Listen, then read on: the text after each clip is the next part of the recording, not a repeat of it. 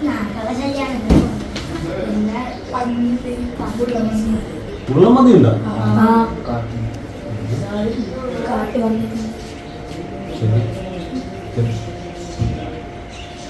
നായ്ക്കളുടെ ശല്യം രൂക്ഷമായതിനെ തുടർന്ന് കളിക്കാനും പഠിക്കാനും പോകാൻ സാധിക്കുന്നില്ലെന്ന പരാതിയുമായി ഒരു കൂട്ടം വിദ്യാർത്ഥികൾ ചങ്ങരംകുളം പോലീസ് സ്റ്റേഷനിലെത്തി.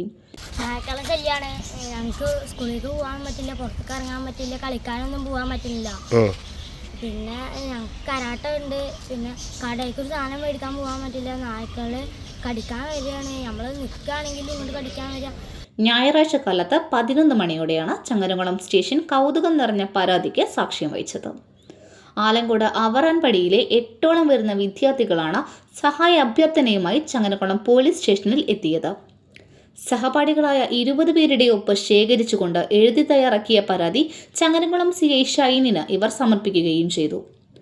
സ്കൂളിലേക്കും കളിക്കാനും പുറത്തു പോകുമ്പോൾ തെരുവ് നായ്ക്കൾ തങ്ങളെ വളഞ്ഞിട്ട് ആക്രമിക്കാൻ ശ്രമിക്കുകയാണെന്നും ഭയം മൂലം പുറത്തിറങ്ങാൻ സാധിക്കുന്നില്ലെന്നും തങ്ങളെ സഹായിക്കണമെന്നും ആവശ്യപ്പെട്ടുകൊണ്ടാണ് കുട്ടികൾ ചങ്ങരംകുളം പോലീസ് സ്റ്റേഷനിൽ എത്തിയത്.